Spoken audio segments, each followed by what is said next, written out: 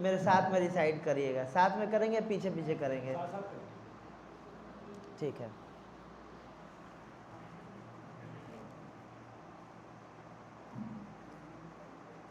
भगवत गीता 15वां अध्याय का रिसाइटेशन का बहुत बहुत बहुत फल बताया गया, बहुत ज़्यादा फल बताया गया है। और इस साल सौभाग्य से वो अधिक मास आने वाला है 2 महीने बाद, उसमें रिसाइटेशन, उसको पुरुषोत्तम महीना बोलते हैं, उसमें रिसाइटेशन भी किया जाता है। पढ़ते हैं।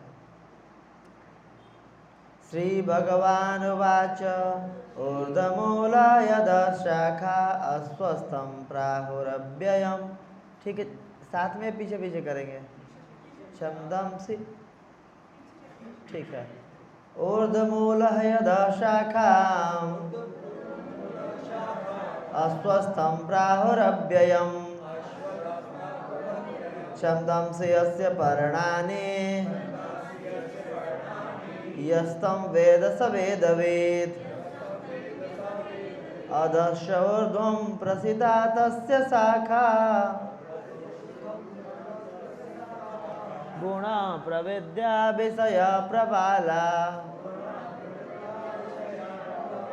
अधश्च मूलानि अनुसन्ततानि कर्मानुबन्धेन मनुष्यलोके न रूपमस्येह ततोपलभ्यते नान्तो च यादि न च सम्प्रतिष्ठा अस्वस्थमेनं सुविरूढमूलम् असङ्गशस्त्रेण दृढेन चित्वा ततः पदं तत्परिमार्गितव्यम् यस्मिन् गता न निवर्तन्ते भूयः तमेव चाद्यं पुरुषं प्रपद्ये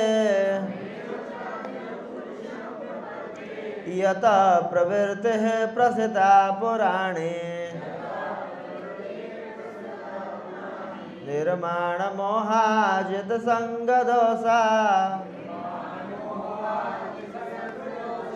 अध्यात्मनित्या विनिवृत्तकामा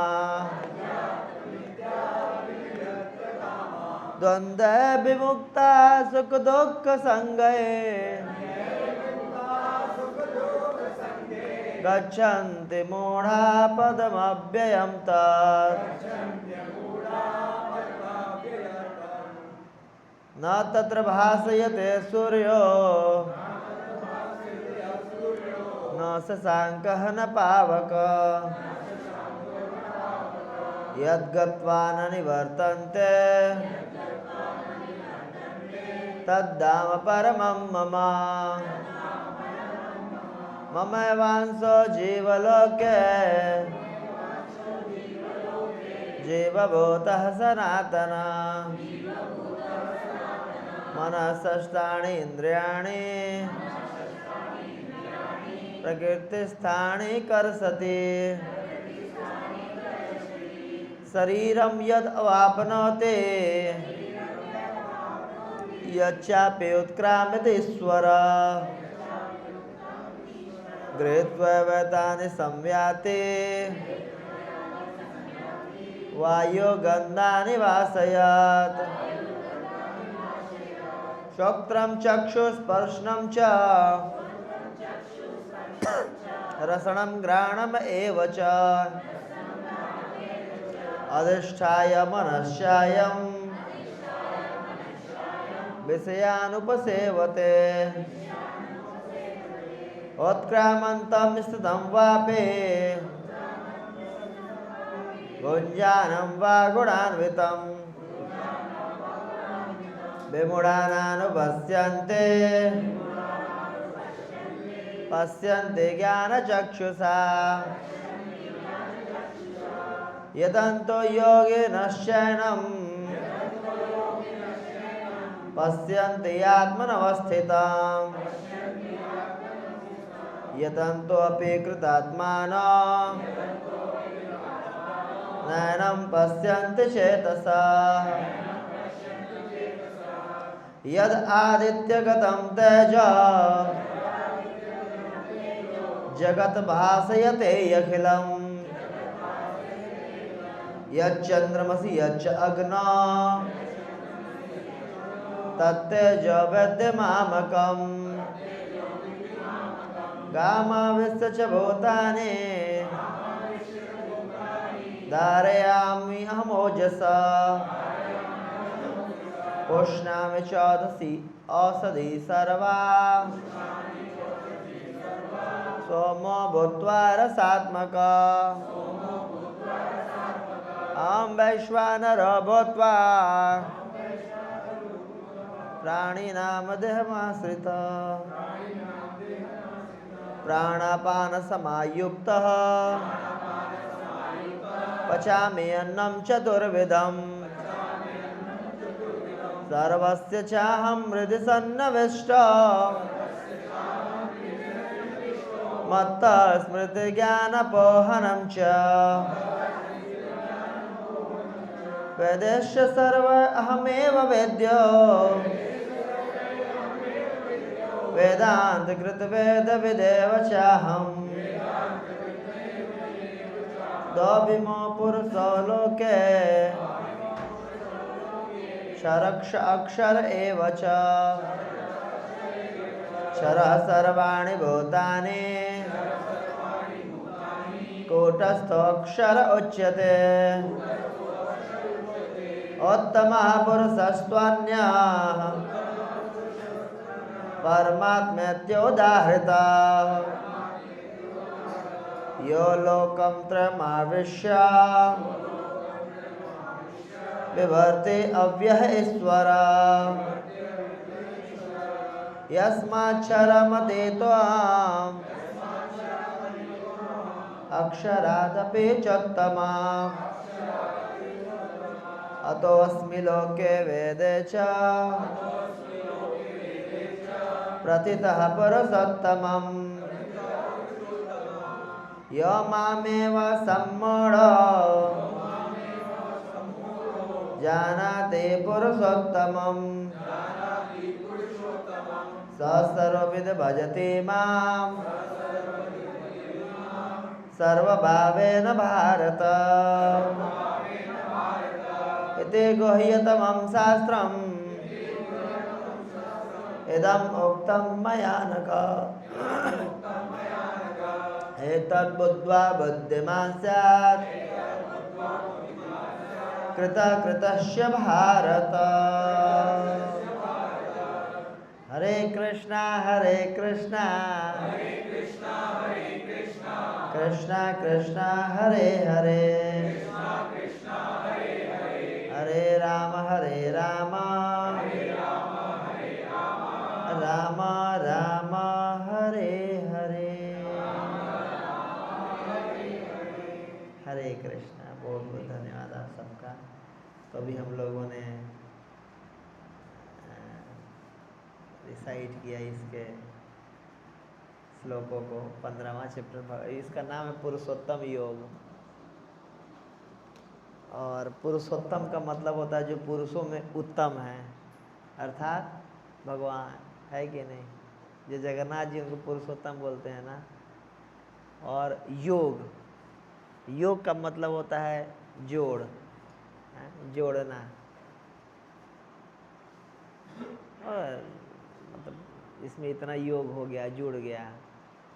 तो कैसे पुरुषोत्तम से जुड़ना है, ये चीज़ पुरुषोत्तम खुद बता रहे हैं कि कैसे मेरे से जुड़ना है। अगर हम गौर किए होंगे तो सारे श्लोक इसमें भगवान बोले हैं। पहले भी यहाँ श्री भगवान वाच, फिर लगातार भगवान ही वाच कर रहे हैं, बोल रहे हैं। तो भगवान स्वयं बताए हैं इस चैप्टर में कि कैसे मेरे से जुड़ना है या मुझे प्राप्त करना है। तो बेसिकली कोई डॉक्टर होता है किसी मरीज को अगर दवा देना हो तो सबसे पहले मरीज को ये बताता है कि तुम बीमार हो, तब तो वो दवा लेगा ना। आप जाइए पागल खाने में, किसी को लगता है कि नहीं कि वो पागल है, वो बीमार भी, वो दवा भी नहीं खाना चाहते हैं, लगता भी नहीं कि वो पागल हैं, मतलब उनको कोई किसी चीज़ की ज़रूरत है। जो अच्छे डिग्री की हो उनको लगता नहीं है। एक बार एक बेस के वक्त हमारे साथ के थोड़ा सा उनका मेंटली डिस्टर्ब हो गए थे, तो हम और बैकुल चंदपुर जी लेके गए थे एक बार। तो एक व्यक्ति था, वो ऐसे बैठा हुआ था बेंच पे, कर मैं पायलट हूँ, रह रह के बोला था मैं मोदी हूँ, सलामी करके जाओ मैं मोदी हूँ, मैं मोदी हूँ, सलामी करके जाओ मैं मोदी हूँ। जो जाता उससे बोला था मैं मोदी हूँ, मुझे सलामी करके जाओ, और फिर कुछ कुछ कर रहा था। तो हम लोग गए, उनको दिखा रहे थे। तो कुछ देर बाद उनको दवाई खिलाने के लिए आए, तो एक माता जी थी, नर्स थी, तो बोली कि हाँ दवाई लेके आई हूँ। तो बोलने लगा दवाई तुम खाओ, तुम्हारी माँ खाएगी, ऐसे वैसे बोलने लगा। तो उसके पीछे पीछे दो मुस्तंडे भी थे, पकड़ के बाँ ऐसे ऐसे करके इसमें हाथ बाँ ऐसे कर दिए, और ऐसे पकड़े मुँह खोल के जैसे डाल दिए, बोलते रहो। फिर डाल करके दवा चले गए। फिर कोई जार से बोल रहा था हाँ मैं मोदी, मुझे सलाम करो। तो जो पागल होते हैं उनको लगता ही नहीं कि वो पागल हैं, है कि नहीं? वो मतलब अच्छे डिग्री के पागल हैं, उनको लगता नहीं है। वैसे तो उनको पहले एहसास कराना डॉक्टर को, नहीं भाई ये सब आपको नीड है, ज़रूरत है गोली खाने की, दवा खाने की, तब तो वो ठीक होगा। तो पहले इस श्लोक में भगवान आखिरी में बताएंगे उपाय। पहले ये बताए हैं कि हम लोग को रोग हो रखा है, हम सब बीमार हैं। शुरू में ये बताए हैं। कौन सा बीमारी है? भव रोग है हम सबको, पिच पे टिके रहने का बीमारी है, बिल्कुल आउट होना ही नहीं चाहते हम। कितने ब्रह्मा आकर के चले गए, कितने बार भगवान आए, भगवान के पार्षद आए, भक्त आ गए, आके चले गए, हम बिल्कुल हम नहीं सुधरेंगे, कसम खा रखे हैं। इसका एक कारण ये भी कि हमें पता ही नहीं कि हम फंसे हुए हैं यहाँ पर। अब मान लीजिए किसी को जेल में पता रहेगा कि जेल में फंसे, तब तो जेल निकलने का वो करेगा। लेकिन माया का जो अरुणात्मिका शक्ति है, ये ऐसा जेल है कि इसी में हम लोग प्लानिंग करते रहते हैं कि बी क्लास के जेल से ए क्लास के जेल में कैसे जाए, फिर सी क्लास के जेल में कैसे जाए, कैसे अपने स्टैंडर्ड को बढ़ाएं। आज ₹1,00,000 कमा रहे हैं, कल 2,00,000 कमाएंगे, परसों 5,00,000 कमाएंगे, अगले दिन शादी करेंगे, बच्चा करेंगे, जीवन सुखी रहेगा। क्या दिक्कत है? प्लानिंग करते रहते हैं। माया का और अनात्मिक शक्ति प्लानिंग कराती रहती है। निकलने की बात छोड़िए, यहीं पर कैसे और स्टैंडर्ड को बढ़ाना, यही प्लानिंग करवाते रह जाती है? तो इसीलिए पहले भगवान बताएं कि आप कहाँ फंसे हुए हैं। जब जेल में पता चलेगा कि हैं, तब जेल से निकलने का मन करेगा, तभी तो दवाई लेंगे। हम लोग इतना अच्छे से भजन अभी क्यों नहीं करते हैं? नीड ही नहीं फील होता है, इतना इमरजेंसी नहीं लगती यार। हम सब कुछ ठीक तो है, शरीर जवान है, अच्छा खासा शादी वादी हो रखा, पैसा ही रहा है, घर परिवार है, बच्चे कहना मान रहा है, ठीक है। पत्नी कभी कभी खून पी लेती है, अलग बात है, लेकिन फिर भी है तो अपनी पत्नी ही ना। हाँ लगता है अपनी पत्नी ही तो है, खून पीती तो क्या हो गया, कोई तो है खून पीने वाला। पति को लगता होगा पत्नी को कि पति है। एक जन आ गए थे कुछ दिन पहले रोहिणी में, घर परिवार छोड़ के, बहुत घर में परेशान हो गया हूँ, केशवापुर से मिले, आज और रह लो। कुछ दिन बाद 2-3 दिन रहे, फिर बोले कि जो भी है बहू गाली देती है, लेकिन अब बहू तो अपनी ही है ना, मैं घर जा रहा हूँ दोबारा, चले गए। तो माया देवी छोड़ती थोड़ी ना इतना आसानी से। तो इससे पहले भगवान बता रहे हैं कि भौतिक जगत का स्वरूप कैसा है। ऊर्ध्वमूल अधः शाखम अस्वस्थम प्राहुरव्यम क्षमदम से यस्य पर्णानि यस्यम वेद से वेदविद। कि ये कैसा है, हम सब यहाँ पर सुख की खोज कर रहे हैं, सुबह से लेकर के रात तक हर एक्टिविटी करते हैं कि करके मज़ा आ जाए। सवेरे उठते हैं, नहाते धोते हैं, फ्रेश होते हैं, मज़ा आ जाए, अच्छा कपड़ा पहनते हैं, मज़ा आ जाए, ऑफिस जाते हैं, सैलरी मिलेगा तो मज़ा आएगा, शादी ब्याह करते हैं, बच्चे करते हैं, जो भी शाम में खाना खाते हैं, मज़ा आ जाए, सोते हैं, मज़ा आते हैं, फिल्म देखते हैं मोबाइल पे, वो चलाते हैं, क्या बोलते हैं, रील चलाते हैं, मज़ा आ जाए, सब कुछ करते हैं मज़ा आने के लिए, है कि नहीं। और अलग अलग लोगों का सहारा ढूंढते हैं कि मैं भी पत्नी से मज़ा आ जाएगा, पति से आ जाएगा, दोस्त बना के मज़ा आ जाएगा, कंपनी में मज़ा आएगा, गाड़ी लेके मज़ा आ जाएगा, घर लेके मज़ा आ जाएगा, इंटरटेनमेंट का चैनल देख के, IPL देख के मज़ा आ जाएगा, है कि नहीं। लेकिन भगवान बता रहे हैं कि मज़ा भैया आप ढूंढ रहे हो, अच्छा है। क्यों अच्छा है? क्योंकि हम मज़ा से बने हुए तो मज़ा ढूंढ रहे हैं, हमारी मैन्युफैक्चरिंग हुई है मज़े से। आनंदमयो अभ्यासात वेदांत सूत्र का दूसरा सूत्र है। और सच्चित आनंद, आनंद से हम बने हुए हैं, इसलिए मज़े नामक तत्व से बने हुए, इसलिए मज़ा खोजते हैं हम हर जगह। लेकिन भगवान बोले गलत जगह पे तुम मज़ा खोज रहे हो ना।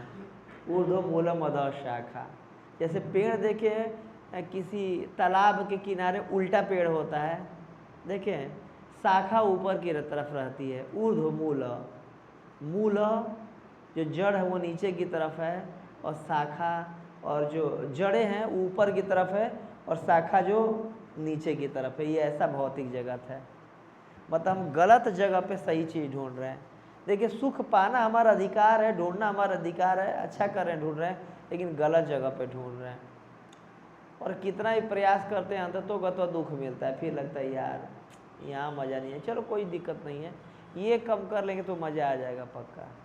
माया देवी गाजा लटकाती रहती है आगे। जैसे छोटे बच्चे रहते हैं, एक बार 10वीं कर लो कि 10वीं के मार्क्स अमर हो जाते हैं, बिल्कुल पढ़ के बेटा निकालो, बोर्ड है, चलो मेहनत कर लिया। उससे पहले जो भी है झोला लड़के लटका के गया अलग बात है।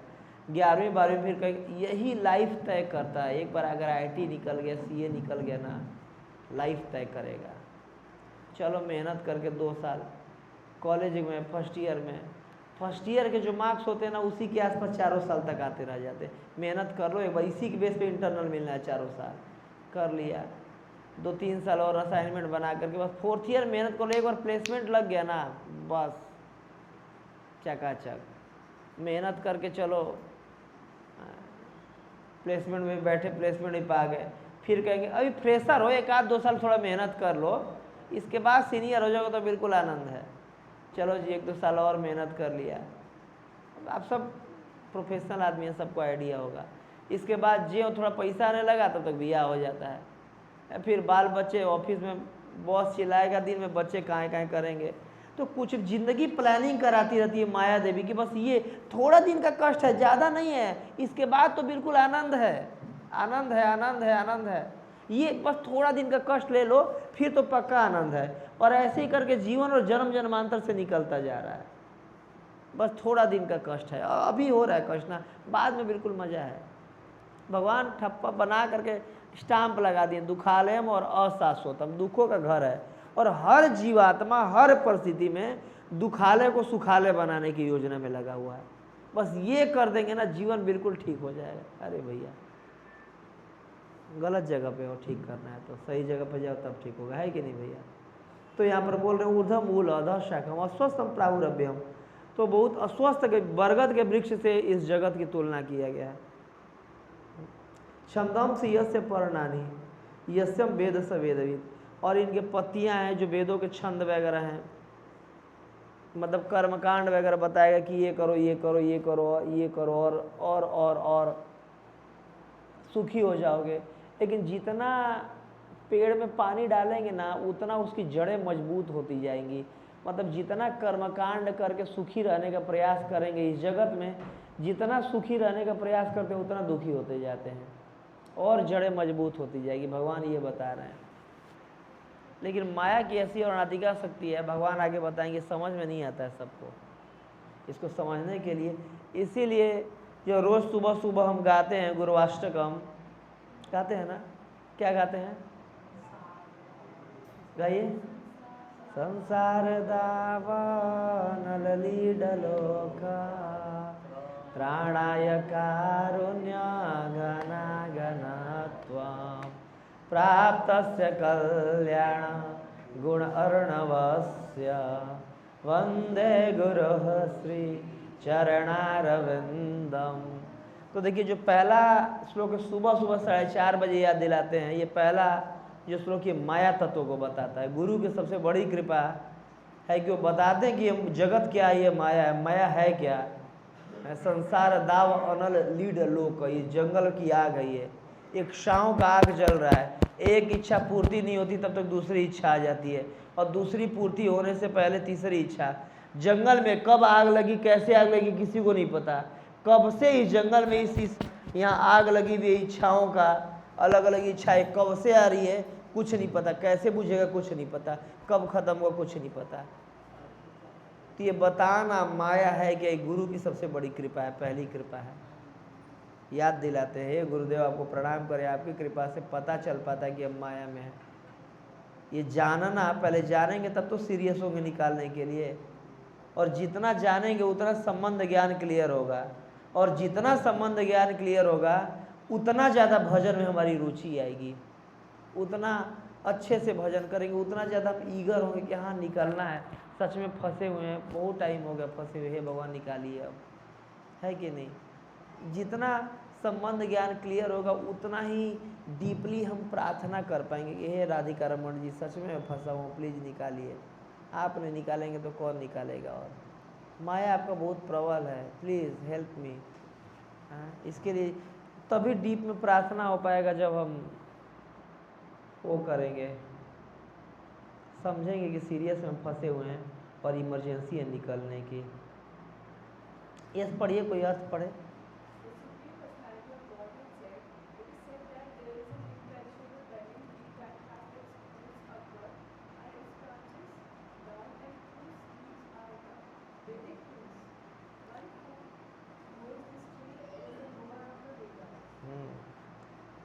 इम्पेरिशेबल बनियान ट्री, बहुत मजबूत ये बरगद का पेड़ है। बरगद का पेड़ आसानी से उखड़ता है, जलता नहीं। उसकी जो ब्रांचेज होती है ना, क्यों बरगद के ट्री से इसका एग्जाम्पल दिया गया है। बनियान देखे आप लोग बरगद का पेड़ है जिसमें बरो लटका रहता है, देखो भाई साहब आप, बरगद है जिसमें वो लटका रहता है। तो बरगद का पेड़ जल्दी मरता नहीं है, वो जो लटका रहता है वो जमीन में भी अगर गड़ जाए ना तो वो इसी में से शाखा निकल जाता है, और वो पुराना वाला अगर सूख भी जाए, गल भी जाए तो ये एक नया पेड़ बन जाता है। वैसे ही अनंत इच्छाएं, जैसे बरगद के पेड़ में अनंत बरोह है, और हर एक बरोह नया पेड़ बनने की औकात रखता है कि नहीं। वैसे हमारे हृदय में अनंत इच्छा है, और हर एक इच्छा नया जन्म देने का हैसियत रखता है। प्रभुपाद जी एक जगह लिखते हैं, अगर एक चॉकलेट खाने की भी इच्छा रह गई तो दोबारा जन्म लेना पड़ेगा। सोचिए अभी कितना इच्छा है, कितने कैडबरी खाने का इच्छा है हमारा, तो है कि नहीं। और हर एक, इसलिए बरगद से भगवान एग्जाम्पल दे रहे हैं। काटना बहुत मुश्किल है, जल्दी मरता नहीं है, और अगर मर भी गया तो हर एक बरोह नया पेड़ उगा देगा। वैसे पता नहीं कब से यहाँ पर पड़े, और ये इसको जानना ही ज्ञान है इसलिए। और माया का दो शक्ति है, प्रत्यक्ष आत्मिका शक्ति और अनात्मिका शक्ति। प्रत्यक्ष आत्मिका शक्ति के अंदर हमारे अंदर मिथ्या अहंकार का लेयर डाला जाता है, और दूसरा अनात्मिका शक्ति मोह महामोह तमस तमिश्र और अंध तमिश्र, इसके चलते हमारा स्वरूप भुला दिया जाता है। स्वरूप मतलब हम आध्यात्मिक जगत में हैं क्या, अपने आप को यहीं का मान लेते हैं। कितना जैसे भारत में रह रहे हैं, भारत से प्रेम है। कल भारत जीता क्रिकेट का, वो IPL का वर्ल्ड कप हो रहा था शायद, T20 का वर्ल्ड कप, तो कितना सब खुश हो रहे थे क्योंकि हम भारत का रहने वाले हैं, अटैच है ना भारत से, ये शरीर भारत में जन्म लिया है, तो है कि नहीं, ये अटैचमेंट है। आगे कह रहे हैं अधशऊर्ध्वम प्रसिता तस्य शाखा गुण प्रविद्या विषय प्रबाला।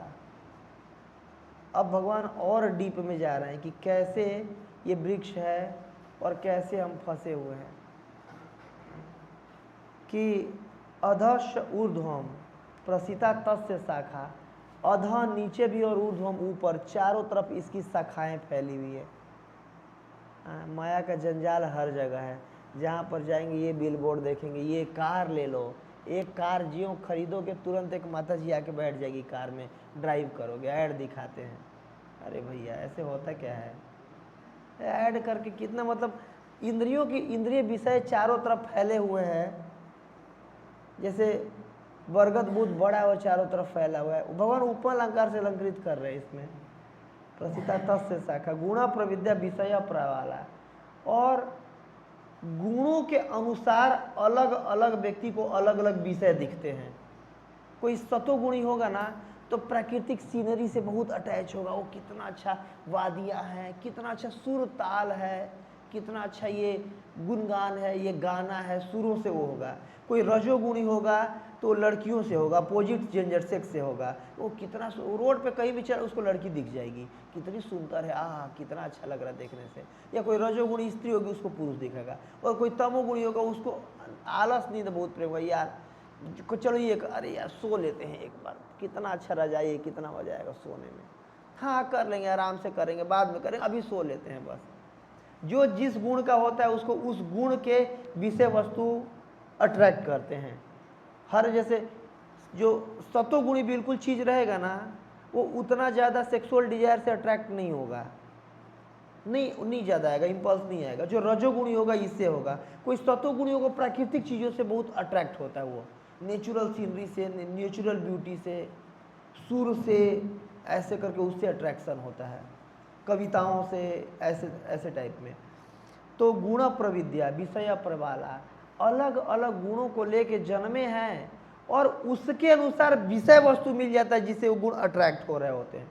जैसे एक भाई साहब मेरे साथ आ रहे थे गाड़ी चला करके, वो बोल रहे थे कि मेरे को बिजनेस करने का नेचुरली मन करता है, फायदा हो या घाटा हो फिर भी मेरा बिजनेस करने का मन करता है, क्योंकि नेचुरल वो आपका, क्योंकि वैश्य की प्रवृत्ति है, राजसिक प्रवृत्ति है, वैश्य प्रवृत्ति है, तो नेचुरल मन करेगा।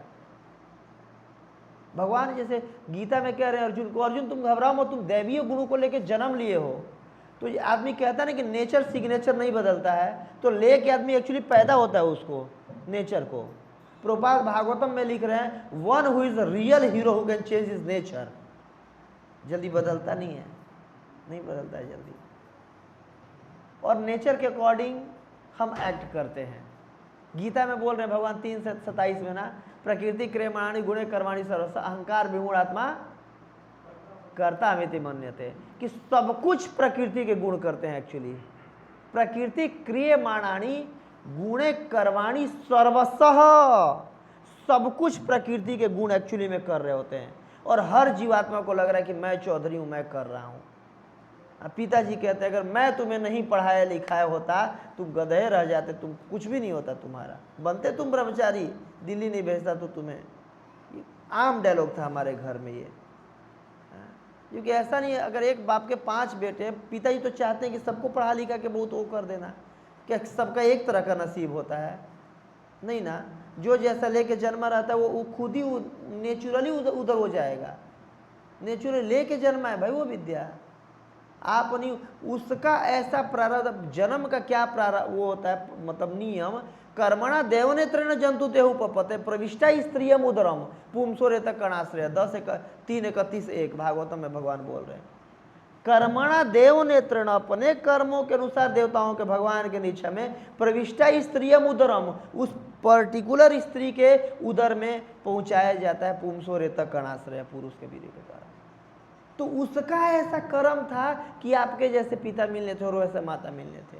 अगर उसका होता कि मान लीजिए बहुत शादी में 5,000 करोड़ अगर उसका खर्चा तो होता, अनंत अंबानी के रूप में जन्म लेता। अंबानी घर में है कि नहीं, 5 लाख में शादी होना तभी आपके घर में जन्म लिया, या रोड पे कोई जन्म लिया, भाई उसका ऐसा नसीब था, आपका ऐसा नसीब था, बेटा उसका ऐसा नहीं कि हमने कुछ कर दिया। प्रकृति के गुण वैसे आपको कराए विवश कर देंगे, आपको कराए बिना। मुँह जो है ना, जैसे बुरा मत मानिएगा आप लोग, जैसे कई माताओं को लगता है कि मैं तुम्हें पाल पोस के बड़ा की, मत पालती तुम, प्रकृति के गुण विवश कर देंगे पालने के लिए, दूध पिलाने के लिए, नहीं तो आपको अच्छा खुद ही नहीं रहेगा, आप बेचैन होकर करेंगी। प्रकृति के गुण इम्पल्स वो करते हैं, हमें खींचते हैं उस समय पे। सब कुछ प्रकृति के गुण करे, कर्माणि सर्वशः। और अहंकार विमूढ़ आत्मा, अहंकार बस विमूढ़, मूढ़ मतलब होता है मूर्ख, और विमूढ़ विशेष मूर्ख आत्मा करता अमिति मने, तो सबको लगता है मैं कर रहा हूँ, लेकिन प्रकृति गुण सब कुछ कर रहे होते हैं। बुरा मत मानिएगा प्लीज हमारी बात को। अभी एक्चुअली ना सारा काटने पीटने वाला चीज़ चल रहा है। आईना दिखा रहे हैं भगवान ये शुरू के 6 श्लोकों में, ताकि हम इसको सीरियस में लें भक्ति को। पहले बताना कि आप बीमार हो, प्रेम से बोलेंगे तो कोई मानेगा कहाँ बीमार है। तो बोले अधस्य मूलानि अनुसंततानि कर्माणु बंधिनी मनुष्य लोके। तो यहाँ पर इस तरह से गुणों के अंतर्गत आके कर्म करते रहते हैं और फंसते जाते हैं। एक एक इच्छा एक एक जन्म को देने के लिए वो है। तो इस मनुष्य के लोक में कर्मानुबंधिनी, अलग अलग कर्म, हमारा जो भी पिछला कर्म लेके, जो पिछले कर्मों के अनुसार जो वृत्ति बनी उसको लेके जन्म ले लिए, फिर से कर्म करेंगे, फिर वृत्ति बनेगी, फिर जन्म लेंगे, फिर कर्म करेंगे, फिर वृत्ति बनेगी, चलता जा रहा है। ये पता नहीं कब से जा रहा है, कब तक चलता रहेगा। और प्रकृति के गुण कर्म कराते रहेंगे बिल्कुल। तो जन्म मृत्यु का चक्कर चलता जा रहा है, चलता जा रहा है। अधस्य मूलानि अनुसंततानि। यस, पढ़िए जरा क्या लिखा हुआ है। कोई और प्रभु जी लोग में पढ़े। प्रभु जी आप पढ़िए, आगे बैठे हुए हैं।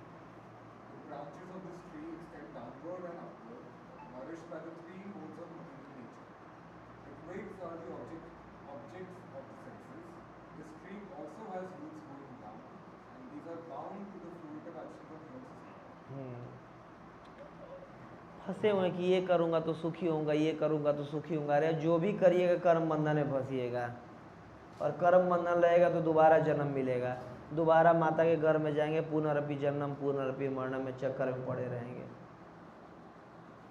फिर आगे भगवान बता रहे हैं कि अच्छा अब इसको अब जान के फंसे हुए हैं, निकलना कैसे है।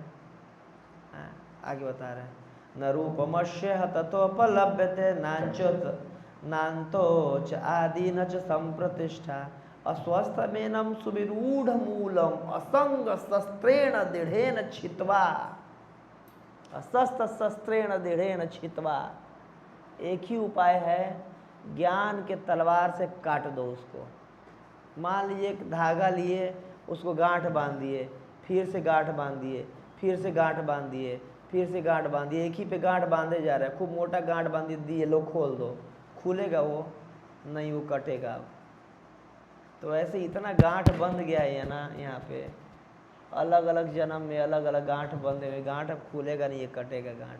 भगवान यही बता रहे हैं असंग शस्त्रेण दृढ़ेन छित्वा। शस्त्र के, जो भगवत गीता आदि इसको शास्त्र बोलते हैं, भगवत गीता शास्त्र है ना, शस धातु से आता है। शस मतलब होता है काटना, शासन करना। जैसे शिष्य, शिष्य इति शिष्य, शिष्य मतलब जो शासन करवाने को रेडी रहे। शस्त्र जिससे शासन किया जा सके, और शास्त्र जो शासन करता हो।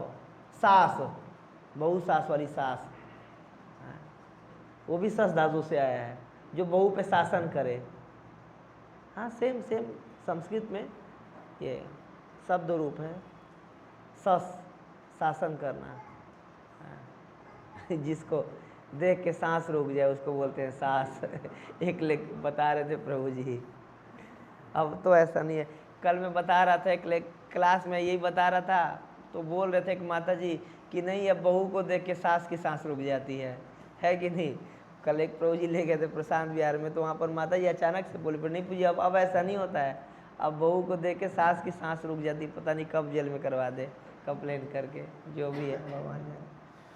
तो बोल रहे हैं कि न रूपमस्य तथोपलब्ध नान्तोच आदि न च संप्रतिष्ठा, कि इसका न अंत है न आदि है। पता नहीं कब से हमारे अंदर इच्छाएं आ रखा है भोगने का प्रकृति के गुणों के अंदर, और पता नहीं कब तक ये चलता रहेगा। मतलब आदि और अंत का कुछ भी नहीं पता है। जैसे बहुत बड़ा बरगद है बिल्कुल, उसकी बरो नीचे पड़ा हुआ, फिर वहाँ से पेड़ बना हुआ, फिर वहाँ से पेड़ बना, पता नहीं कहाँ ख़त्म हो गई है। ये जड़ें भी बहुत विस्तृत है, पूरा वृक्ष बहुत है। वैसे हमारी इच्छाएं बहुत विस्तृत हैं, बहुत विस्तृत हैं। और एक जन्म में पता नहीं कितने जन्म आदमी अपना बुक कर लेता है। पता नहीं हम लोग कितने जन्म बुक कर रखे हैं, अगला इतने जन्म लेंगे। अस्वस्थ मेनम सुविरूढ़ मूलम, विरूढ़ मूलम, जो जड़ है बिल्कुल मजबूत हो चुका है, उखड़ेगा। मान लो कोई बहुत ताकतवर आदमी बोले कि बरगद को उखाड़ के फेंक दो, उखड़ेगा क्या? इतना अंदर में जड़ अंदर फैला लिया है, इतना इच्छाओं का जड़ हम फैला लिए ना कि जल्दी अब वो उखड़ेंगे नहीं, बरगद जल्दी उखड़ेगा नहीं, वो अब वो उखाड़ के फेंक नहीं सकते उसको। अगर एक जगह उखाड़ भी दिए तो दूसरा जगह वो है वो उससे फिर उग जाएगा। इतनी इच्छाओं का हमारा वो है। इसीलिए अशस्त्र शस्त्रेण दृढ़ेन छत्वा, ज्ञान की तलवार से, और वो ज्ञान क्या है? गीता का ज्ञान। इस कुल्हाड़ी उठाओ ज्ञान का और काट दो। क्या ज्ञान? संबंध ज्ञान। संबंध ज्ञान क्या होता है? आसक्ति। ठीक है, संबंध ज्ञान। आप लोग कुछ एक्सरसाइज करते हैं, 6 चीज होता है। पहला, ऐसे करिए, पहला सब लोग उंगली उठाइए, याद रहेगा। वो प्रभु जी फोन में बिजी है, प्रभु जी आप भी उठाइए। पहला, हाँ, मैं कौन हूँ? बोलिए। दूसरा, भगवान कौन है? तीसरा, भौतिक जगत क्या है? चौथा, मेरा भगवान से क्या संबंध है? मेरा भौतिक जगत से क्या संबंध है? और भगवान और प्रकृति का क्या संबंध है? इसको बोलते हैं संबंध ज्ञान, कि मैं कौन हूं, अपने बारे में जानना। के आमी, क्या मैं जो शरीर दिख रहा हूँ, जो सवेरे उठता हूँ, mister Verma, mister Sharma, mister Ram जो भी है, क्या मैं ये शरीर हूँ? नहीं। अगर ये शरीर रहता तो शरीर गिर जाता, शरीर छूट जाता, फिर लोग रोते क्यों हैं कि हाय हाय हाय चले गए, छोड़ के चले गए। वहीं पर पड़े हुए हैं, हाथ पैर मुंह का नाक बाल सब कुछ वही है, फिर चले कहाँ गए? रो क्यों रहे हैं? मतलब कुछ और थे जो अब नहीं है। वहाँ पर शरीर पड़ा हुआ है, लेकिन कुछ और थे दादाजी जो छोड़ के चले गए। क्या थे? शरीर। अगर शरीर होते तो पड़े हुए तो रो क्यों रहे हैं? शरीर से कुछ अलग थे, आत्मा थे। तो देखे कि आज तक अगर शरीर नहीं, दादाजी अगर आत्मा है, तो आत्मा का थे, तो आत्मा को तो कभी हम देखे नहीं, तो शरीर को ही तो हम देखे थे ना। मतलब दादाजी के लिए तो आज तक हम कुछ किए नहीं, उनके शरीर के लिए कुछ कर रहे थे। समझ रहे हैं? तो मतलब इस शरीर के अलावा कुछ और थे, आत्मा थे। इसको बोलते हैं संबंध ज्ञान। मतलब कि मैं कौन हूँ? मैं भगवान का अंशु जीवात्मा हूँ। ये भौतिक जगत, ये चकाचौंध जो दिख रहा है ना, ये क्या है? भगवान इसके बारे में बताए हैं 269। क्या है श्लोक 269? एक शब्द बोलिए। पश्यन, जो भक्त जहाँ सोत, या निशा सर्वभूतानाम तस्याम जागृत संयमी यस्याम जागृत भूतानी सा निशा पश्यतो मुने। कि भौतिकतावादी व्यक्ति जिस चीज़ में सोता है, भक्त जागता है, और भक्त जब सोता है तो भौतिकतावादी व्यक्ति जागता है। मतलब ये सोने जागने का मतलब ये भगवान बता रहे हैं कि जिसमें भक्त लोग इंटरेस्ट लेते हैं ना, भौतिकतावादी व्यक्ति सोता है, मतलब डिसइंटरेस्ट होता है। और जिसे भक्त लोग डिसइंटरेस्ट होते हैं, उसमें भौतिकतावादी लोग जाग के बिल्कुल देखते रहते हैं कौन जीत रहा है, विराट कोहली कितना रन मार रहा है, जैसे भगवत हम यही लेके चला जाएगा। और जो भक्त, उनसे कोई लेना देना नहीं। कोई भारत जीत जाए, पाकिस्तान जीत जाए, किससे था? भारत पाकिस्तान का है। हाँ, चाहे न्यूजीलैंड जैसे बचपन में होता था। ये भी देखिए आसक्ति है कि उधर ज़्यादा घरों में टीवी नहीं होता था, तो ट्रैक्टर के बैटरी पे लगा करके ब्लैक एंड वाइट टीवी देखते थे, पूरे गांव आ जाता था देखने के लिए। तो जो भी चौका छक्का लगता था खूब लोग चिल्लाते थे, का लोग उसमें श्लोका भी सुनाते थे, मतलब गाली देते थे। तो और जो भी आउट हो जाता था ऐसे करके, ये जीत जाता था, हार जाता था, बहुत खुश हो रहे होते थे। और मेरे बाबा दादाजी वो गाली दे रहे होते देखने वालों के, क्या तुम्हें खाने को देंगे ये? मतलब जीते हारे कोई फर्क नहीं पड़ रहा है। क्यों? उसे अटैच नहीं है। समझ रहे हैं? अब भारत जीत गया अच्छा लगा, हार गया बुरा लगता है कि नहीं? आप अटैच ही नहीं रहेंगे ना अच्छा लगेगा ना बुरा लगेगा। नहीं, प्रत्यक्ष में अनुभव किया हूँ। मैं पहले खूब क्रिकेट देखता था।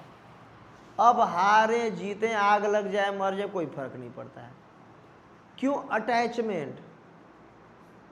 दूसरा एग्जांपल दे रहा हूँ, ये मज़ा नहीं आ रहा आप लोग भी लगता है क्रिकेट नहीं देखते हैं। मान लीजिए आपका शादी हो गया प्रभु जी, नहीं हुआ है, फिर आपका एग्जाम्पल नहीं फिर बैठेगा। आपका हो गया है, ठीक है, प्रभु जी का तो हो ही गया होगा। तो अभी जवान लोग का लेना चाह रहा था ताकि नया नया है तो फिर बैठेगा। तो अब दोनों ऐसे निकले तो प्रभु जी का एग्जाम्पल दे रहा हूँ। मान लीजिए किसी स्त्री से, हाँ प्रभु जी हमें लेकर के आए थे, कोई लड़की से शादी होता है प्रभु जी, 1 महीना पहले शादी से उससे कोई लेना देना नहीं होता है। नहीं, अब तो फ़ोन पे बतियाने लगते हैं, लेना देना होता है। चलिए, साल भर पहले कोई लेना देना नहीं था ना, ठीक है। अब शादी हो गया, पत्नी घर में आई, उसका दुख मेरा दुख, उसका सुख मेरा सुख। अगर कुछ हो गया तो रोने लगते हैं, हाय हाय मेरी पत्नी को ये हो गया, इसको ये हो गया, है कि नहीं। अब मान लीजिए फिर भी दर्द तो होता ही माता जी, और कुछ लड़ बाज करके अलग होकर के तलाक लेके चली गई अपने घर। इसके बाद चाहे उसके सर में दर्द हो, चाहे पेट में दर्द हो, कुछ होगा असर? पता चला है कि वो उसने सल्फास पोटेशियम साइनाइड वो चाट लिया, खा लिया, फिर भी मर गई, फिर भी कोई असर होगा? ज़्यादा नहीं होगा। क्यों? अटैचमेंट कट गया, अटैचमेंट कट गया। तो ये भगवान बोल रहे हैं कि जब शास्त्रों का जानकारी होगा ना, संबंध ज्ञान, कि भैया ये मैं भगवान का अंश हूँ, ये सब शरीर को मेरे से अटैच है। बाबा कह रहे हैं, चाचा कह रहे हैं, पापा मम्मी कह रहे हैं, मेरे शरीर से मैं कौन हूँ तो जानते ही नहीं, देख ही नहीं पा रहे हैं ना। मैं इसको देखा हूँ ना ये मुझे देखा है। हम दोनों शरीर से अटैचमेंट है, हम दोनों भगवान के अंश हैं। और ये भौतिक जगत से कोई लेना देना ही नहीं है। आज ये पिताजी हैं, इनके घर में जन्म लो, पापा कह रहा हूँ, मम्मी कह रहा हूँ, पिछले जन्म में कोई और मम्मी पापा थे, आज भारत में, वो भारत माता की जय, पाकिस्तान में जाऊँगा, पाकिस्तान माता की जय, होता रहेगा। ये जो भी माता पिता उधर जो भी होते होंगे, तो ये जब पता चलेगा ना कि ये भौतिक जगत क्या है, तो धीरे धीरे डिटैचमेंट आ जाता है कि यार कोई लेना देना ही नहीं है, ये सब क्षणिक है। जब ज्ञान आता है ना तो वैराग्य आता है। तो ये बोल रहे हैं भगवान की ज्ञान की तलवार से अर्जुन इसको काटो, खुलेगा नहीं ये, काटो डायरेक्ट इसको। इसी चक्कर में पड़े हुए हो कि ये मेरा ये है, मेरा ये है, इनके चलते भगवत धाम नहीं जा पाए। अरे कोई कुछ नहीं है, सब कर्मों के जैसे ये वैसा ही है कि जैसे अगर ये मान लीजिए यहाँ से अगर कोई जाएगा, कहाँ जाएगा, मान लीजिए मायापुर जा रहा है कोई, ट्रेन में बैठ गए, तो ट्रेन में बगल वाले सीट पे जो बैठते हैं उनसे बात करते हैं, अरे भाई सब कहाँ है? अच्छा शर्मा जी मेरा भी वही रिश्तेदारी है, अच्छा आइए साथ में खा लेते हैं। तब तक कानपुर में उनका स्टॉपेज आ जाता है, उतर जाते हैं वो। अगला व्यक्ति कोई और आके बैठता है, अगला के इलाहाबाद में आ जाता है, उतर जाता है, मुगल सराय में उतर जाएगा, फिर गया में उतर जाएगा। तो जिसका जहाँ पर आएगा वहाँ पर उतरता जाएगा। वैसे ये जर्नी चल रही है, सब अपना अपना जर्नी चला रहे हैं, और जिनका जहाँ स्टॉपेज जाएगा उतरते जाएंगे। कोई किसी का इंतजार करता है क्या कि आप तो रोटी खिलाए थे मुझे, आपके लिए चलो मैं कानपुर नहीं उतरूँगा, बनारस चलूँगा? होता है क्या? नहीं होता है। जहाँ जिसका आएगा स्टॉपेज उतरना पड़ेगा। नहीं उतरेंगे तो अगला व्यक्ति जिसका होगा बर्थ आके उतार देगा, हटिए भाई साहब, है कि नहीं? पूरा मत मानिएगा आप लोग। तो ऐसा ही ये जगत है, समझना इसको बोलते हैं ज्ञान। भगवान पिछले श्लोक बोले ये जानना ज्ञान है, जानना। और माया मेरी ऐसी है कि जानने नहीं देती है। पश्यन अपि न पश्यति, देख करके भी दिखता नहीं है ये चीज़। ये वैसा ही है जैसे कि सलीम खान के दुकान पे अभी बकरे 2-4 बंधे रहते हैं, आराम से वो खा रहे होते हैं पत्ता, है कि नहीं? आराम से घास खा रहे होते हैं। तब तक पता चला उधर से अरबाज भाई साहब आए और बोले कि जरा देना 2 किलो, आओ जी। इनको बुला करके टांग दिया उल्टा। देख रहे पिछले कटा हुआ है, फिर भी वो पत्ता खा रहे हैं। वैसे हम सबका स्थिति है। शर्मा जी चले गए, वर्मा जी, मैं पीछ पे टिका रहूँगा, मैं थोड़ी ना जाऊँगा। सब सोचते हैं, सब प्लानिंग करते रहते हैं। ये अचानक से जवानी में चले गए, मैं थोड़ी ना जाऊँगा, मैं तो टिकूँगा, लंबा चलूँगा। वो यक्ष युधिष्ठिर संवाद भागवतम में आता है, किम परम आश्चर्यम, वन पर्व में आता है ना। सबसे बड़ा आश्चर्य क्या है? क्या बोलते हैं? हनि हनि भूतानि गच्छन्ति हिमालयम शेष स्थावरम इक्षन्ति किम आश्चर्य अतः परम। सबसे बड़ा आश्चर्य है, एक एक करके सबका नंबर लग रहा है। वर्मा जी गए, शर्मा जी गए, दुबे जी भी गए, मैं टिका रहूँगा। लेकिन मैं अमृत पी के आया हूँ। प्लानिंग करते रहते हैं जैसे पता नहीं कितने करोड़ वर्ष जीना है। एक बार ऐसे ही सारे साधु महात्माओं का असेंबली जुटा, तो वहाँ पर सबसे पूछ रहे थे। गौतम ऋषि से पूछा कि आप कहाँ रहते हैं? तो बोले हम यहाँ रहते हैं। वशिष्ठ ऋषि आप कहाँ रहते हैं? यहाँ रहते हैं। अत्रि ऋषि आप? तो मैं यहाँ रहता हूँ। पुलस्त्य जी आप? मैं बनारस में रहता हूँ। अच्छा जी, गौतम जी ये बताएं सब लोग। लोमस ऋषि भी आए हुए थे। लोमस ऋषि से पूछा गया आप कहाँ रहते हैं, आपका मतलब आधार कार्ड पर क्या एड्रेस है, कहाँ रहते हैं आप? तो बोले बोले कुटिया कहाँ है आपका? अब साधु लोग कुटिया में, कुटिया कहाँ है आपका, एड्रेस कहाँ है? बोले कुटिया, इतना छोटा सा जीवन है उसमें भी भजन न करें, कुटिया बनाने में हम जब अपना टाइम वेस्ट कर दे, बर्बाद कर दें। और लोमस ऋषि का जीवन कितना है, जब ब्रह्मा जी का पूरा दिन बीतता है ना तो एक शरीर का रोम उनका झड़ता है। सोचिए, हम लोग एक ब्रह्मा जी के एक दिन में अरबों बार आकर के जन्म लेते हैं, अरबों बार, और उनका एक रोम झड़ता है। वो पूरे शरीर में जितना रोम है उतना झड़ेगा तब मरेंगे वो। और क्या बोल रहे हैं कि इतना छोटा जीवन है, कुटिया बनाने में हम जीवन बर्बाद करें। और एक हम लोग हैं 20-30 साल के होंगे तो कुछ पैसा जुटाएंगे, लोन पे घर खरीदेंगे, 60 साल तक लोन भरेंगे, फिर बुढ़ापा में बच्चे निकाल देंगे, जाओ यहाँ से, और इसके बाद जीवन भर लोन भरे रहेंगे। हाँ, बुरा मत मानिएगा, क्षमा कीजिएगा, है कि नहीं? 50,000 80,000 किस्त दे करके पूरा वो करेंगे, वो आके निकाल के वो ऐस काटेगा। क्यों ऐसा क्यों होता है? क्योंकि पिछले जन्म में आप उसका कर्जा लिए हुए थे, भर नहीं पाए थे, आपके बेटे के रूप में जन्म लिया था। कुछ नहीं करना। तो जी श्रीमद् भागवतम 4th कैंटो 30वें चैप्टर आप पढ़िए, पृथु महाराज के सेक्शन में। ज़्यादातर पुत्र के रूप में वो जन्म लेते हैं जिनका हम कर्जा लिए रहते हैं, चुका नहीं पाए रहते हैं। भागवतम का स्टेटमेंट है, सुखदेव जी बोले हैं ये। बिना बिना पूरा पूरा दिन भर मेहनत करेंगे, जीवन भर मेहनत करके घर बना के उसको देंगे, और गर्व भी होता रहेगा, मेहनत कर रहा हूँ बाल बच्चों के लिए ना। अरे बाल बच्चों के लिए तुम कर्जा चुका रहे हो, पूरा मत मानिएगा मेरी बात का।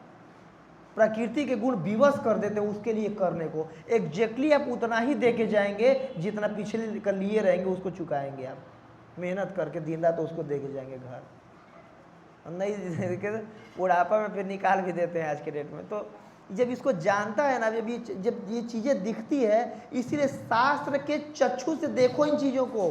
भगवान ये बोल रहे हैं कि इन चीज़ों को शास्त्र के चक्षु से देखो। भाई मूर्ख क्यों बन रहे हो? देखो, तब मन करेगा कि नहीं यार निकलना ही यहाँ से, अब बहुत हो गया। कि पहली बार पत्नी बनी हूँ, पहली बार पति बनी हूँ, पहली बार बच्चा बनाऊँ, पहली बार बाप बनाऊँ, करोड़ों बार पता नहीं माँ बने, बाप बने, दादा बने, क्या क्या, कुत्ता बिल्ली सुअर गाजर क्या क्या नहीं बन गए। और नहीं करेंगे, अगर सेम वही काम करते हैं जो पहले करते हैं, तो सेम वही मिले जो पहले मिलता रहा है। जन्म मृत्यु का चक्कर में फंसेंगे। कुछ अलग करेंगे तब तो कुछ अलग मिलेगा। तो चीज़ों को शास्त्र की दृष्टिकोण से देखना, ये भगवान बता रहे हैं कि शस्त्रस्त्रेण दृढ़ेन चित्वा, ज्ञान के तलवार से पहले देखिए फिर काटिए इसको, मोह के बंधन को। सारा देखिए, यहाँ पर सुख और दुख होता है। वही पत्नी जब पत्नी के बंधन फंसी थी, सेम स्त्री कुछ हो रहा था तो सुख या दुख हो रहा था, सेम स्त्री से कोई दुख को सुख नहीं हो रहा है। बच्चे होते हैं बिल्कुल, कितना बच्चे, मेरा बेटा, नाक में दम करते फिर अलग अलग रहने लगे। कुछ होता तो ज़्यादा दुख होता है, कुछ ज़्यादा दुख नहीं होता है। कल परसों दिन एक प्रभु जी आए हुए तो बता रहे थे कि मतलब मेरी कंपनी और पिताजी अब दोनों लड़बाज के, दोनों अपना अपना कंपनी बना लिए त्रिनगर में ही पर। और इसके बाद जब उनके यहाँ क्लाइंट जाता था तो इनका कलेजा जलता था, इनके यहाँ क्लाइंट जाता है तो उनका जलता है। बाप बेटे हैं दोनों, क्यों? अब अलग हो गए ना, दोनों का इंटरेस्ट अलग हो गया। ये जगत है, समझना इसको कि ठीक है तो क्या करना है। गृहस्थी में रहते हुए ठीक है, पति की सेवा करूंगी गृहस्थी में हूँ, पत्नी की सेवा करूंगी गृहस्थी में हूँ, तो पति की सेवा इसलिए करूंगी कि वो कृष्ण के अंश हैं, ऐसे में अपना जीवन जीऊँ ताकि उनको भी भक्ति में आगे बढ़ने में मदद करूँ और खुद भी भक्ति में आगे बढ़ूँ। मैं पति हूँ, बाल बच्चे हैं, पैदा किए हैं, तो जिम्मेदारी तो है, तो करना पड़ेगा। ठीक है, बच्चे हैं, इनका मैं पालन पोषण कर रहा हूँ इसीलिए क्योंकि कृष्ण के अंश हैं, और कृष्ण ने इनको मेरे केयर में दिया हुआ है कुछ काल के लिए, कुछ काल के लिए। अगर 20 साल का कोई बेटा है तो 21 साल पहले उस जीवात्मा से कोई संबंध था, पता था कि किसका दादा दादी था? अब बाबा ही तो रहा होगा, कुछ नहीं पता था। और आप हरि बोलोगे कुछ साल बाद तो पता रहेगा कि वो, अब बेटे को पता होगा कहाँ गए पिताजी, कुछ नहीं पता रहेगा दादाजी कहाँ गए। कुछ काल के लिए हमारे केयर में है बस वो। तो ऐसे यापन करना जीवन के, ठीक है इस जीवात्मा को भगवान ने मेरे बेटा के रूप में या मेरी पत्नी के रूप में दिया हूँ, तो ऐसे मैं जीवन यापन करूँ कि खुद भी भक्ति में आगे बढ़ूँ और इनको भी आगे बढ़ाने में मदद करूँ। सब कुछ को कृष्ण के एवज में देखें। मैं नौकरी कर रहा हूँ कुछ पैसा कमाऊंगा ताकि अपने बाल बच्चे पालूंगा, वो भी कृष्ण के अंश है। कुछ मंदिर में दान दे पाऊंगा क्योंकि मंदिर भगवान का है। तो ये कृष्ण कॉन्शियस लाइफ डेवलप करें, शास्त्र के नज़र से चीज़ों को देखें। मैं पढ़ाई कर रहा हूँ, क्यों पढ़ाई करूँगा, कुछ पैसा वैसा कमाऊँगा, प्रचार में मदद आएगा, कुछ पैसा कमाऊँगा तो उसे भक्तों की सेवा में, भगवान की सेवा में लगा पाऊँगा। परिवार पालूंगा ताकि परिवार को कृष्ण की तरफ आगे बढ़ाने में मदद करूँगा। हर चीज़ में कृष्ण को देखें, जो भी कर रहा हूँ मैं कृष्ण को देखें। सुबह से शाम तक सारी एक्टिविटी को कृष्ण को देखने का प्रैक्टिस करें, सच तभी ये कटेगा, नहीं तो कटेगा नहीं। है बरगद का पेड़ है, बहुत मजबूत है। आप लोग को बुरा तो नहीं लग रहा है ना, मैं ऐसे छोटी मुँह बड़ी बात बोल रहा हूँ, मतलब क्या लग रहा होगा कि देखो यार आज का मतलब ये, लेकिन एक्चुअली भगवान ये आईना दिखा रहे हैं एक्चुअली ना। फिर अपने घर के बारे में बताएंगे, न तत्र भास्यते सूर्यो, 6वां श्लोक में फिर बताएंगे कि क्यों तुम्हें आना है, क्योंकि तुम मेरे अंश हो भाई, तुम मेरे बेटे हो, बाप हो तुम्हारा, इसलिए तुम्हारे बारे में सोच रहा हूँ। ये कई बार ना पिताजी डांटते हैं जैसे बच्चों को कि सुधर जा भाई, नहीं सुधरेगा तो पढ़ेगा नहीं लिखेगा गधा हो जाएगा, कोई ब्याह नहीं करेगा। पापा डांटते हैं ना, वैसे ही पापा डांट रहे हैं। फिर बताएंगे कि क्या करना है, घर आना है, क्यों तुम मेरे अंश हो, घर कैसा है, न तत्र भास्यते सूर्यो न शशांको न पावक, 6वां श्लोक में बताएंगे, है कि नहीं। आगे बोल रहे हैं ततः ततः पदम परिमार्गितव्यम यस्मिन। हाउ मच टाइम आया, 9 बज गया ना। ततः पदम तत्परिमार्गितव्यम यस्मिन् गता न निवर्तन्ति भूय तमेव चाद्यम पुरुषम प्रपद्य यत प्रवृत्ति प्रसिता पुराणी। अर्थ पढ़िए इसका, आप पढ़िए भाई साहब, यस पढ़िए, देख ही नहीं रहे आप, माता जी आप पढ़िए।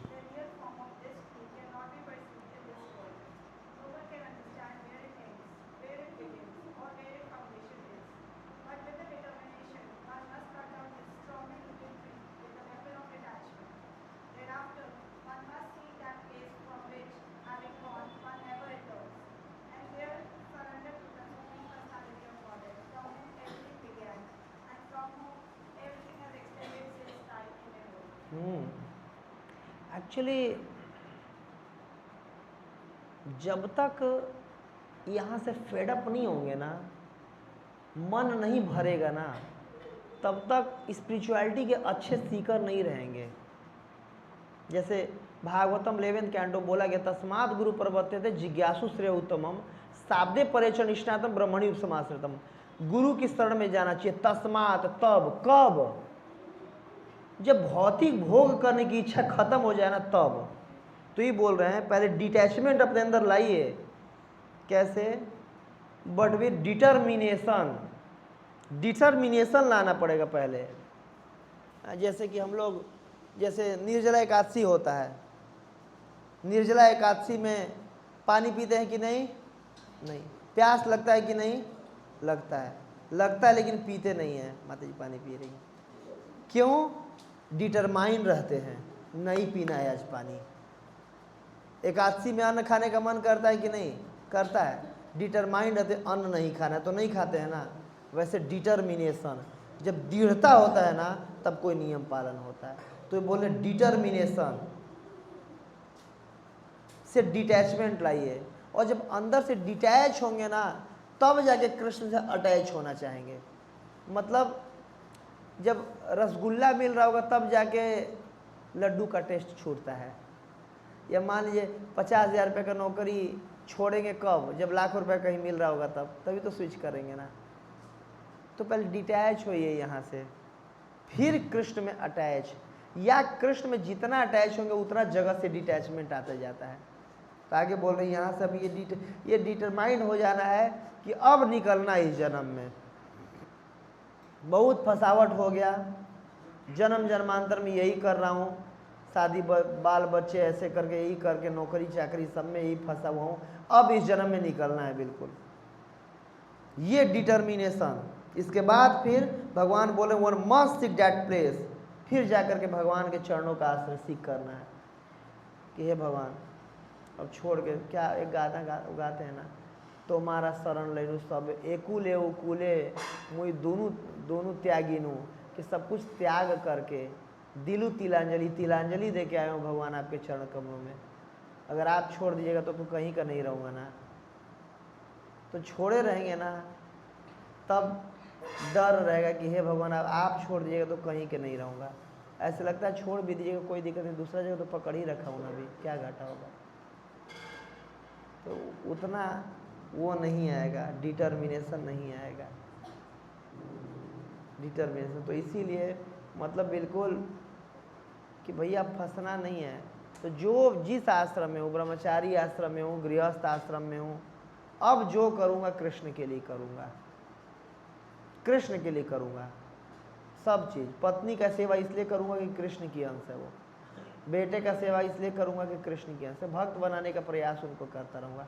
और अगर भक्त नहीं बनेंगे और भक्ति में नहीं इंटरेस्ट होगा तो बस अब जीवन निर्माण उनसे करूँगा, प्रेम उनसे नहीं करूँगा। इस जगत में कैसे जीऊँगा कि ड्यूटी करूँगा दुनिया के प्रति और प्रेम करूँगा कृष्ण से। अब ड्यूटी तो करना पड़ेगा ना प्रभु जी, छोड़ तो नहीं सकते हैं ना। तो ड्यूटी दुनिया से और प्रेम कृष्ण से। हम लोग क्या करते हैं, प्रेम दुनिया से और ड्यूटी कृष्ण से। अब जैसे तैसे 16 माला घीस लें, अब मंदिर भी जाना है सोमवार को रात में, बाप रे बाप, चलो चले ही जाते हैं, तो करुणाचंद नाराज होंगे, ये नहीं।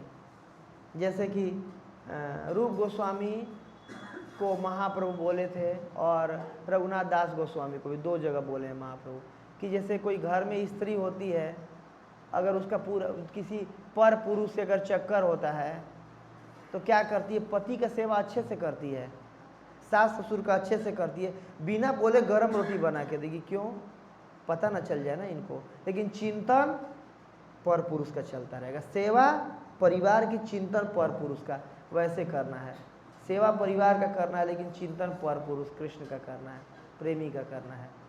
सेवा पति का करना है, पत्नी का करना है, बच्चों का करना है, ऑफिस का करना है, समाज का करना है, चिंतन कृष्ण का करते रहना है। कि कब मतलब उसको लगता है ना कि कब इनका काम खत्म हो, तुरंत उससे फ़ोन पे बतिया हुई जाके मिलूँ। तो ऐसे लगता है कब इनका काम खत्म हो, पति का सेवा, पत्नी का सेवा, बच्चों का सेवा, ऑफिस का सेवा, समाज का सेवा, कि तुरंत अब भजन करूँ जा करके, भगवान से जाऊँ, राधिका रमण जी से मिलूँ, कृष्ण बलराम से मिलूँ। मन में ही चलते रहना चाहिए।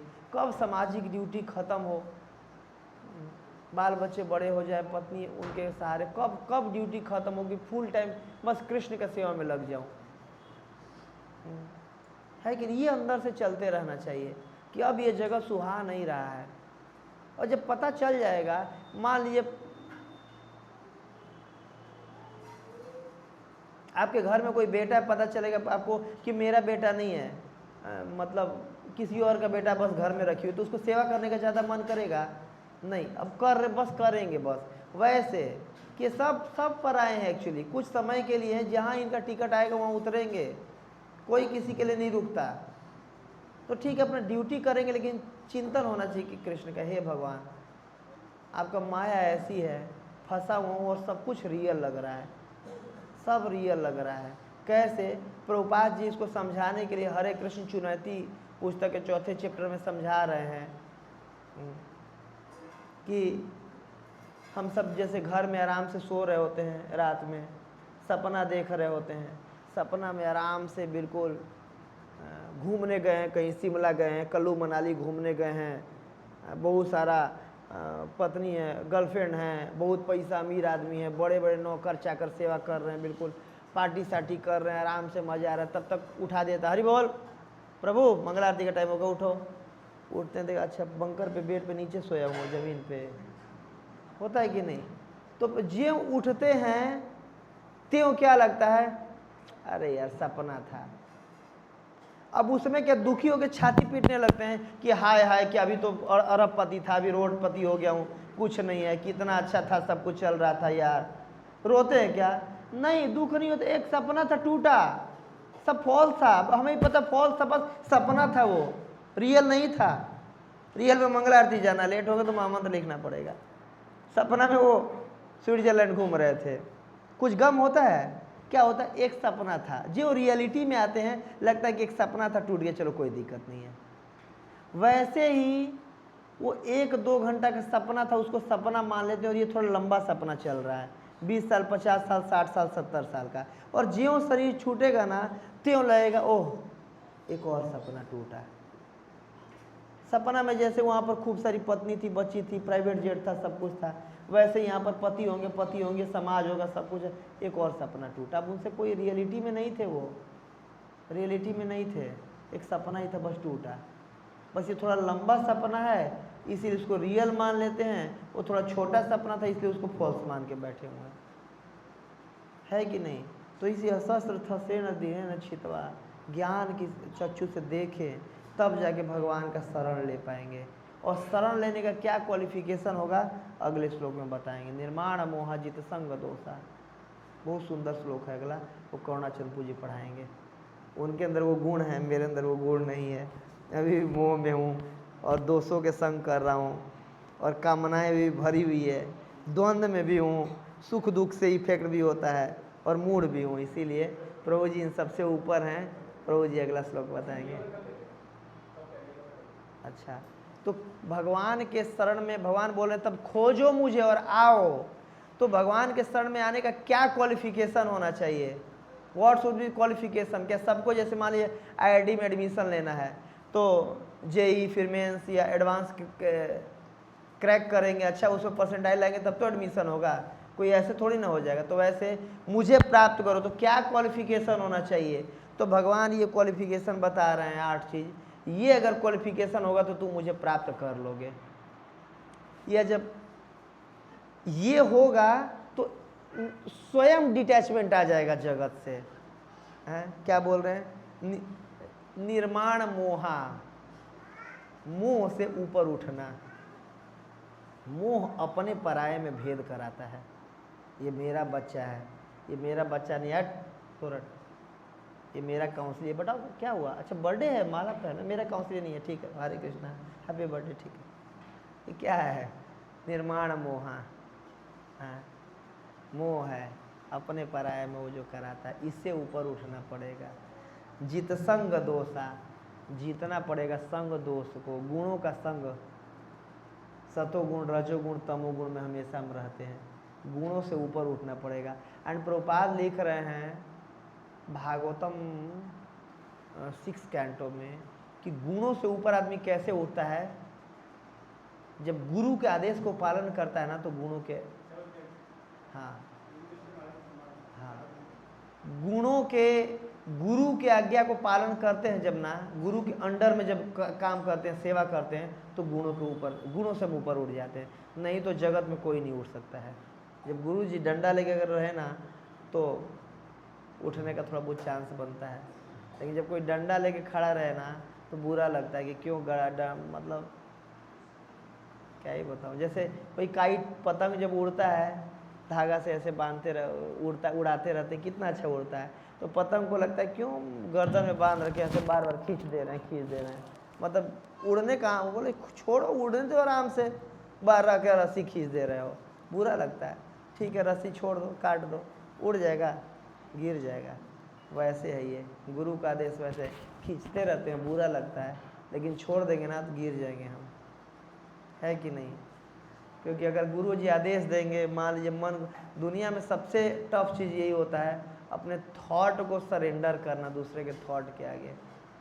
मान लीजिए गुरु जी कहें ये करने के लिए, मन कह रहा है कुछ और, तो तुरंत मन कहता है अच्छा जी इनके बाप का नौकर हूँ, कठपुतली हूँ, जो कहेंगे वैसा मैं करूँगा, मेरा अपना के मन नहीं है क्या? हटो गुरु जी।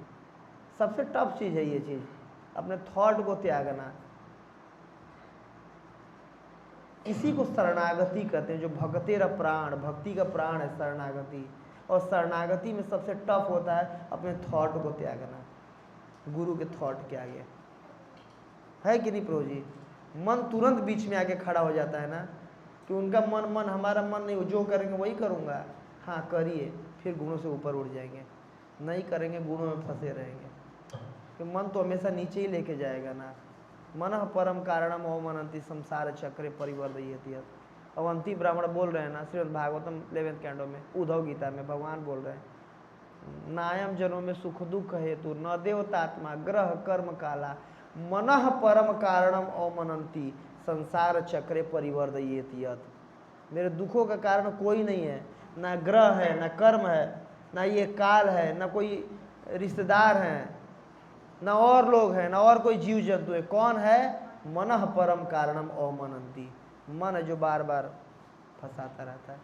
तो जितसंग दोषा, गुणों से ऊपर, अध्यात्म नित्या, अध्यात्म को प्रैक्टिस करना, विनिवृत्त कामा, अलग अलग कामनाओं से निर्वित हो जाना, मतलब distressful from the sense objects, distasteful. जैसे कि नेचुरली होता है, अब बुढ़ापा में बहुत ज़्यादा खाने पीने का बहुत ज़्यादा इच्छा, जैसे कोई छोटे बच्चे मन करेगा चल के क्रिकेट खेल लूँ, लॉलीपॉप खा लूँ, बुढ़ापा में मन करता है लॉलीपॉप खा लूँ, नहीं करता, डिस्टेस्टफुल हो गया ना उससे। एक छोटा एग्जांपल दे रहा हूँ।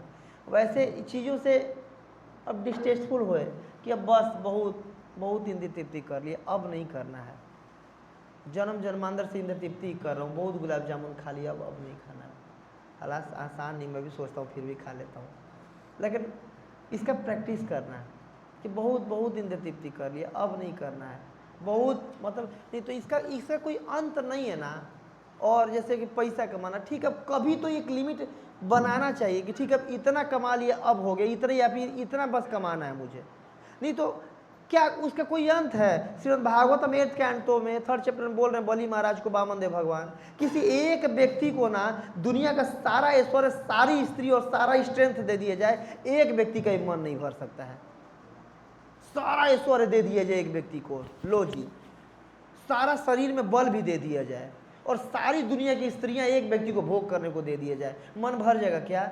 एक व्यक्ति का ही मन भरेगा। ये भगवान का स्टेटमेंट है बलि महाराज से। इसीलिए 3 गज भूमि दे दीजिए, मैं ब्राह्मण आदमी उसमें नहीं होऊंगा ना, तो इसका कोई अंत नहीं है।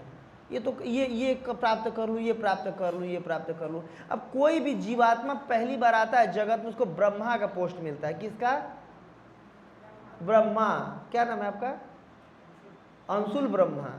अंशुल जी भी पूरा सृष्टि का क्रिएशन किए हुए हैं, ब्रह्मा जी रहे हैं, पता नहीं कितनी बार इंद्र के पोस्ट पे रहे हैं, है कि नहीं?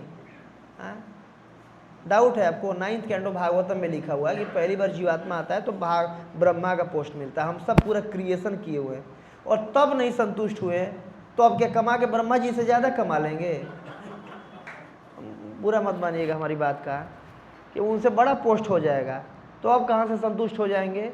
इसलिए कहीं तो कंट्रोल लगाना पड़ेगा ना अब, कि भाई ठीक है इतना मैं करना चाहता हूँ, मान लो मैं 10 करोड़ कमाना चाहता हूँ, तो 10 करोड़ पे बस करें, नहीं तो 100 करोड़ भी आ जाएगा, फिर भी प्लानिंग रहेगा कि 400 करोड़ कमाऊँ। गृहस्थी का एक बार जयदेव महाराज आए थे, उनसे पंजाबी बाबू किसी ने पूछा था कि व्हाट्स द गोल, मतलब गृहस्थी में क्या गोल होना चाहिए? तो महाराज ने बोला गृहस्थी से निकलना। एक लाइन में ये आंसर दिया था, आप लोग रिकॉर्डिंग सुन लीजिएगा, निकलना, नहीं तो फिर तो ऐसा दलदल निकल ही नहीं पाएंगे। एक कोई तो लिमिट बनाए, ठीक है भाई 5 लाख रुपए जब महीना कमा लूंगा तो निकलूंगा, जब वहां पर आए तो निकले, अब नहीं तो फिर कितना भी आ जाए तो उसका डिटेल नहीं होता है। फिर विनिवृत्त कामनाओं से अब हो गया, बहुत कर लिया, जन्म जन्मांतर से इंद्रिय तृप्ति कर लिया हूं, अब एक जन्म तो नहीं करके देखूं, एक जन्म नहीं तो भुक्ति मुक्ति सिद्धि कामी सकले अशांत, कृष्ण भक्त शांत, निष्काम अतएव शांत। नहीं तो यहाँ पर आग लगी रहेगी ना, तो जप में वही चलता रहेगा, जब तक ये शांत नहीं रहेगा ना, जब सुनाई नहीं देगा, यहाँ से निकलेगा यहाँ जाएगा, यहाँ जाएगा, यहाँ जाएगा, यहाँ जाएगा, यहाँ नहीं जाएगा, ये खाली नहीं रहेगा तो यहाँ से निकल के यहाँ नहीं जाएगा जब, है कि नहीं? आप लोगों को सबको तजुर्बा हुआ, मुझे तो खूब है, जब में खूब मेरा मन भटकता है, खूब सोता हूँ, है कि नहीं? क्यों? बहुत थॉट है, भी विनिवृत्त कामा नहीं हुआ है, कामनाएं भरी हुई हैं, वो डिज़ायर बार बार आ रहे हैं, हरिनाम नहीं जाने दे रहे हैं, तो इसलिए विनिवृत्त कामा। द्वंद्व विमुक्ता, जो भी द्वंद्व है, मैं मेरा का, अहम ममेती का भाव, इससे विमुक्त हो जाना। मुक्त मतलब छूट जाना, विमुक्त विशेष मुक्त, अब चाहिए ही नहीं बिल्कुल, छी ऐसे हो जाना। द्वंद्व विमुक्ता, मैं मेरा का भावना, तो कौन किसका भावना आ जाना? कि सब कुछ कृष्ण का है, सब कुछ कृष्ण का है। उसको क्या बोलते हैं? उपदेशा, ईशोपनिषद का दूसरा श्लोक क्या है? ईशावासम इदम सर्वम यत् किंचित जगताम जगत, ईशा आवास्यम, वसुधैव कुटुंबकम का भाव आ जाना कि सब कुछ कृष्ण का है, मेरे कोटे में कृष्ण इतना दिया हुआ है। ठीक है, बाकी दूसरे के कोटा का है। तो द्वंद्व विमुक्ता, सुख दुख संगई है, सुख और दुख में समान रहना ये आसान नहीं है, प्रैक्टिस करना पड़ेगा इसका। देखिए एटलीस्ट मतलब ऐसा नहीं कि ये कल ही हो जाएगा, ये कल ही हो जाएगा तो परसों भगवान को प्राप्त नहीं कर लेंगे, नहीं होगा। लेकिन ऐसे पता होना चाहिए किस डायरेक्शन में जाना है। ऐसा नहीं होना चाहिए कि हम किस गली जा रहे हैं, अपना कोई ठिकाना नहीं, ठिकाना होना चाहिए किस गली में जाना है कि नहीं। तो पता चले कि चलते जा रहे हैं, बुढ़ापा में होगा कि क्या किया हमने। ज़्यादातर उन लोग को यही होता है कि क्या हमने कमाया। जो कमा लेते हैं खूब उनको भी ये लगता है कि क्या कमाया, क्या किया, क्या इसी के लिए मिला हुआ था जीवन। ये नहीं होना चाहिए बुढ़ापा में। भले स्लो जाएं बट सही डायरेक्शन में जाएं। मैं भी आज हम सुख दुख संगे नहीं है, मैं भी आज द्वंद्व विमुक्ता नहीं है, मैं भी आज विनिवृत्त कामा नहीं है, लेकिन पता होना चाहिए कि जो मैं भक्ति कर रहा हूँ, कृष्ण को प्राप्त करना है, तो क्या गुण विकसित करने पड़ेंगे ताकि कृष्ण को प्राप्त कर लूँगा।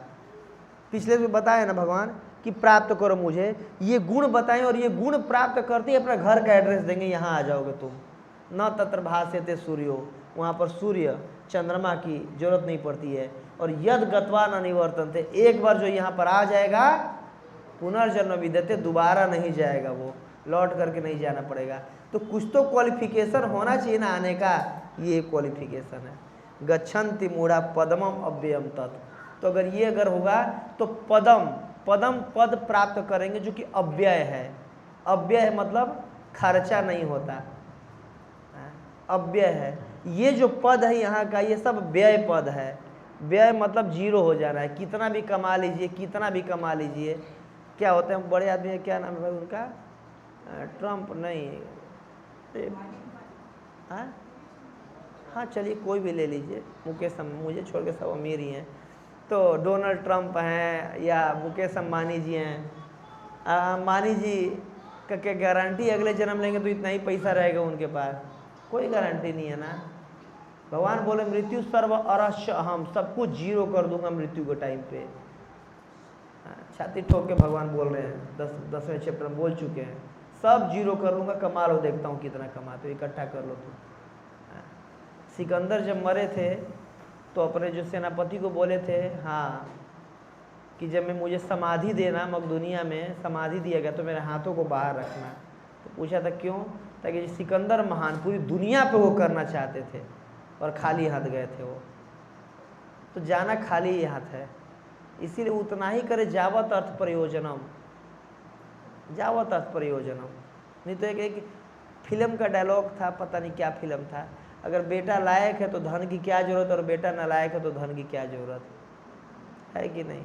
वो जो हर जीवात्मा अपना प्रारब्ध लेके जन्मता है भैया, हम सब बासी खा रहे हैं, पिछले जन्म का जो पुण्य कर्म करके आए तो उसके अनुसार खा रहे हैं। तो ठीक है, जो पुत्र होगा इतना ज़्यादा क्यों उनके लिए संचय करना है। जो अगर नहीं मान लीजिए मैं दे पा रहा हूँ तो मतलब उतना ही नसीब लेके आए थे वो कि उनको नहीं मिलना था पिता से, इसमें उनका ऐसा कर्मा। उनके अगर नसीब में होता तो होते अंबानी घर में जन्म लेते वो। अगर उनको सिल्वर स्पून मुंह में अगर पैदा होना था तो ऐसे घर पैदा होते, नहीं हुए, मेरे यहाँ हैं, इसका मतलब इतना ही उनके नसीब में मिलना था। इतना ही प्रयास करूँगा, बस मेन प्रयास करूँगा निकलने के लिए। तो जुटाने के लिए अगर पहली बार प्रयास कर रहा हूँ, करोड़ों बार किया हूँ, अगर नहीं निकलने का प्रयास करूँगा तो दोबारा जुटाना पड़ेगा। तो ये गुण व्यक्त करेंगे तो फिर अगला जो भगवान का घर का एड्रेस है, हमारा अपना घर का एड्रेस है, अपने असली घर में चले जाएंगे। ठीक है, thank you very much. Prabhupada की जय। विशेष रूप से आज मैं ज़्यादा बोल दिया, पहले आप लोगों से क्षमा मांग लो। हरे कृष्णा।